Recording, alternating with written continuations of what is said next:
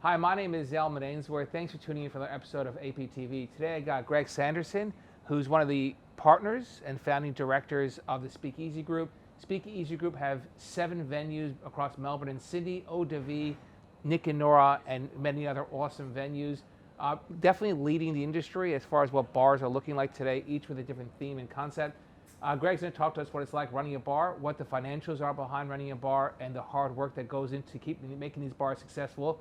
I hope you enjoyed this episode, and thanks again for tuning in. You started the Speakeasy Group in 2010, about 11 years ago? 2010, correct, yes. Yep. And the first bar was Eau de Vie, which is a little laneway off Flinders Lane, and it's a hole in the wall, literally, which you can miss walking by. Yes, that was the first one in Melbourne. We actually had an Eau de Vie in Sydney a couple of months before, right. And the Melbourne outlet came in 2011. And how do you describe Eau de Vie? 1920s speakeasy cocktail bar that's got a good focus on cocktails first, whiskey second. Real escapism kind of vibe. Yeah, and you have actually whiskey lockers there. I've been there. Mm-hmm. You have whiskey lockers there where people can buy whiskey from you guys and store it. Yeah. Is that the only place in Melbourne where you can store whiskey in a bar? I think there's a couple more now, but I'd like to say that we kind of championed it in Melbourne. It was very big in Asia, a decade, 2 decades ago, and they're massively popular. I mean, I think at the height there's about a year and 4 months waiting to get into one of the lockers. Oh wow, is that right? If you want a locker, you've got to put your name down on the wait list. So what's the upside of having a locker in Eau de Vie? You get to rock in like a baller. You got your own bottle of whiskey there. Yeah, I mean, they're some of our best customers. Some customers have been coming there for years, and we'll constantly rotate through their bottles in there as well. And we've even got gifts that we've put in there for some of our guests, and they bring in some specialty glassware. Real kind of that extra touch. There's a fine line between a successful bar and an unsuccessful bar. What's the difference in your mind that makes something successful versus unsuccessful? Could come down to a great landlord these days. I think a great bar, especially one that lasts the distance, and can go from being a great bar, a successful bar, and then almost being iconic and being in place for a lot of years, comes down to a big part to do with how it's run and the staff that execute that for you. The mentality of, what we've created, maybe I'll speak more on how we've created ours, is that our venues focus in on a lot of celebration. We're very celebratory style of venues.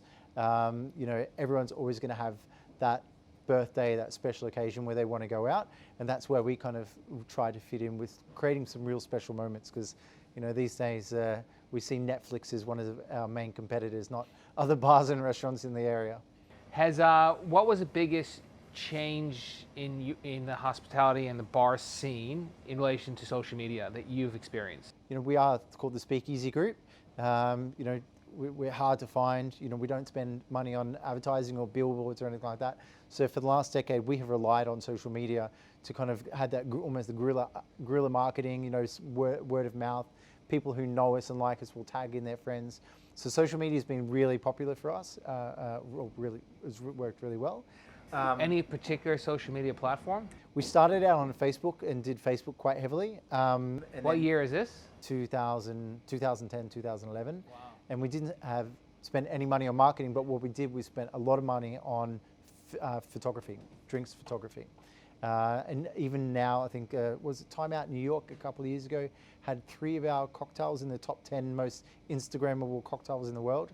I've seen a big shift now that, it's hard to stick out from the crowd on social media because everyone's doing it. A lot of people have moved more into the video and GIFs and whatever, but I think the key for social media is continually trying to engage with guests, not just throwing up a post and not going back and answering. Right. So what would your advice be to any business owners on social media? What works well and what doesn't? What works well for us is separating the content. So the content we put on Instagram is different to the content we put on Facebook. We see Instagram as that kind of, photo of the chef, filleting a nice kingfish that's come in fresh, or, shucking oysters, or the guys out the back doing prep for cocktails, that kind of stuff, where the items, the content we put on Facebook is very polished. It's the professional photography, it's the video content that we've spent a lot of time perfecting, where Instagram's kind of that monologue of what's going on behind the scenes. So we're sitting here in Nick and Nora, Yes. At the new 80 Collins Street complex. This opened up, last year. Coming out of November, so lockdown 2.0 Melbourne. And who comes up with these designs and ideas for you and themes? Myself and my business partner. We shoot bar ideas and concepts to each other all the time. The reason that we have these themes or kind of inspiration behind the venues, like Eau de Vie, Mjolnir, we have a Viking-inspired restaurant On Hardware Lane. On Hardware Lane. Like I said, it's not just a name for us. We don't just come up with a venue and then name it second or last. We come up with the name, the theme. It runs through the entire venue. It helps give inspiration to what food we're serving, the drinks we're serving. It offers a level of fun and escapism to our guests, but it brings everything together. If you can just talk us through what a financially successful bar looks like, and when you open the hood, what does the financials look like for a bar? So if I'm turning over $1 million in a bar, how's that money cut up? Yeah, great question. It's all about percentages. Yeah. Getting your percentages right. So we've got our cost of goods sold, our labour, and of course, you can't forget rent and other overheads. Right? And what about profit? Well, that's the icing on a very large cake of expenses. Cost of goods sold, we aim for 22% cost of goods sold for beverage. So for every dollar of alcohol you sell, 78% goes back into the business and 22% goes to pay for that alcohol sold. Correct. So that's a very healthy margin on alcohol. Correct. So that's for our cocktail spirits and the bulk of what we sell. Champagne and wine is a little bit, we make a little less. We aim for 40% cost of goods sold and 60% margin. Right, and beer? Beer's around that, back down to that 22%. Okay. Cost of goods sold. Whiskey? The more expensive whiskey, we take a smaller margin on, and the cheaper whiskey, we take a larger margin on. So essentially, as much as we try to get our percentages correct, you bank dollars, you don't bank percentages. So if you buy a high-end whiskey, it'll be closer to what you're paying for it in a bar, will be closer to what we've actually paid for it, rather than the larger margin. But the dollar value per 30 mils that goes into a glass is greater. Okay, so that's the alcohol. What else is there in your margins? Food, we aim for 30% cost of goods sold. So 30 is the cost of the food, 70 goes back into the business? Correct. Okay. And then I guess the staff cost is a big one. Our venues are sit-down table service only venues. So even though we're bars, it's all 100% table service. So that adds a lot to the cost of wages, but it also enables us to sell higher end products. You rarely kind of buy a high-end $500 nip of whiskey unless you've got someone selling it to you at your table. So we aim for under 35% wage percentage. We like to get it closer to 30, but it's tough sometimes, and that includes payroll tax, super, annual leave accrual, all involved. And then the rent, I guess, is another big one as well. And this is one that we work on pretty tightly before we even sign a lease. We financially model these venues. We see how many seats we can have in the venue. We look at how much revenue we can take, and then we try to have, under 8% is ideal. So under 8% of total revenue would be what we're willing to pay on rent. So if you're doing $1 million of revenue, you're looking to make sure your rental bill is under 80 grand. So under 8%, yes. We've got some venues that are really, down a back alley with no sign on the front door attracts a better rent for us. I think one Eau de Vie rent sits at around 3 to 4% of total income, and then some of the other venues we sit around that 8%. You can make a profit under 10%, but as soon as it starts going above 10%, and some venues will pay more than 10% rent, but they will have a different business model. They might have no table service, walk up to the bar, they can operate the venue on fewer staff. With 7 leases in Australia and Victoria and New South Wales, do you see a change to where rents are going and lease structures are going for hospitality operators in your category? Well, yes, I think they should move with the times and everything we've been through over the last year. We've never signed on to turnover rent. We've always, been against that purely because the turnover rents tend to be on top of a base rent. And our philosophy is well, if you want to roll with us in the good times, roll with us in the bad times as well. So we've kind of moved away from any turnover rents. But we're not saying that we won't do that. And we've only signed one new lease, or actually two. We've signed a heads of agreement since COVID has hit. We definitely tried to make some adjustments for global pandemics in there, but I think it's not going to change that much that they'll put in a pandemic clause. But so is there pandemic clauses going into your new leases? we tried. And did it go in? No. And the argument is basically, from the landlord's perspective, is the government has shown that they will step in and you accept case of a pandemic. We were not going to get any. Well, the few times we've tried it, and our lawyers have tried it with other clients as well and not been successful either. Okay. So what changes do you see coming into leases moving forward? I can talk from our experience. The lease we've signed recently, rather than agreeing to the asking rent, we felt we had, we could build up to the rent that they were asking for in 3 years. So by going in with a lower rent now, ensuring that the business was set up for success for the 20-year lease, rather than just going, just paying exactly what was asked for. So a little bit of give and take. We want to get to the rent the landlord was asking, but we're like, on year 1, we're happy to pay this. Year 2, this. Year 3. So what we did there is a staged 3-year increases. I think the asking rent was 200 plus GST. We are now doing a 175, 190, 200. So by year 3, they're getting their asking rent, but they're setting us up for success. So we're a long-term tenant, not a short-term tenant. And at 8% occupancy, so your rent is 8% of your turnover. Does that really make a difference on the success and failure of your business? Yeah. If you're 1 or 2% out, are they such thin margins? Well, razor thin. Like a lot of hospitality businesses will take home under 5% as profit. Because of the financial modelling we do prior to signing a lease, our venues will operate anywhere between 8 to 18% profit margin. And do you put a price per chair that you can get into a venue of what your turnover can be per seat? Yeah, so the way we look at it, and the way that the real estate agents and landlords look at it differently to us, is we always hear the square meters. We're going to charge you X amount of rent per square meter, X amount of rent per square meter.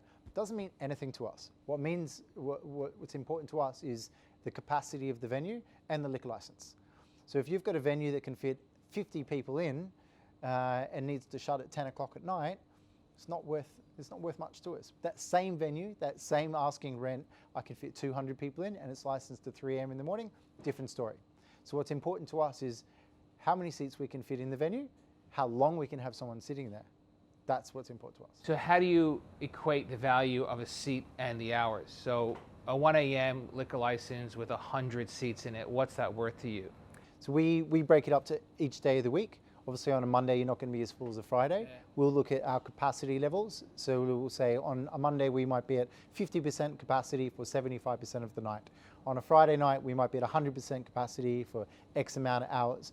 Then we get how many guests we expect to get through the door between Monday and Sunday. And then we'll average out how many drinks they're going to have. Obviously, during Monday to Thursday, it might be 1.5 drinks per person. On the weekends, it might be 2.5 drinks per person.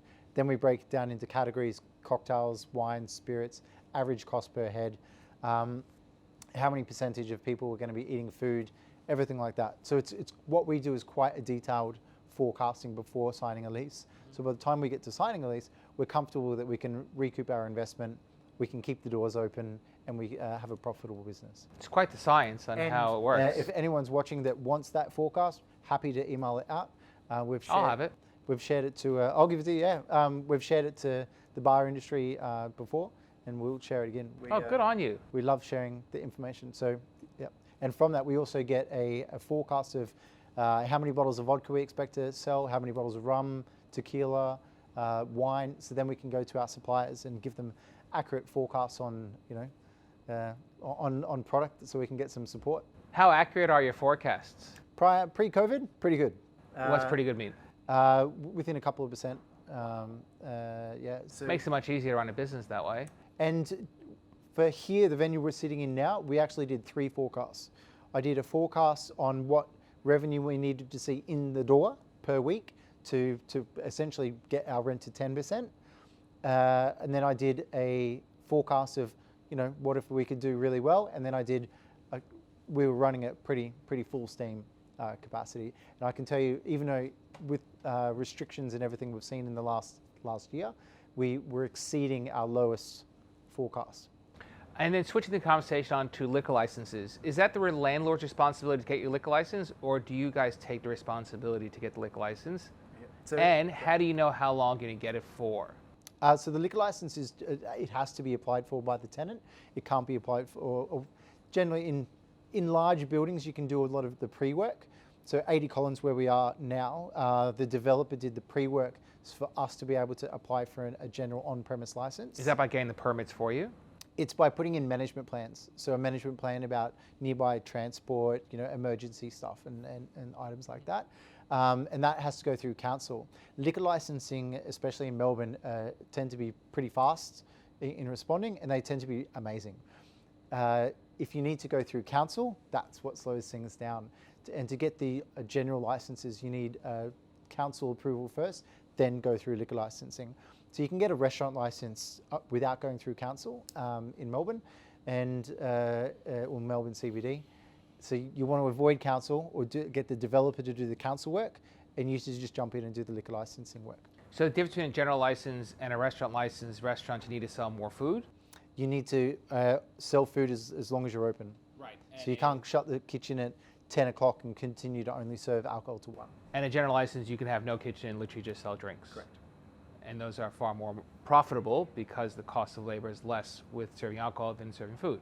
Yeah, I mean, if you use it for that, I mean, our business model is that we serve food with our drinks. So even here, our kitchen remains open to close, but it doesn't need to. But it does give you that flexibility legally that you can shut the kitchen down if it's not profitable. And cost of fit outs, if we can talk about that for a moment. Mm-hmm. What are your average costs of fit outs per square meter? You walk into a cold shell, yep. Just concrete. You got to build your kitchen, and everything we see here gets built. What does that cost you?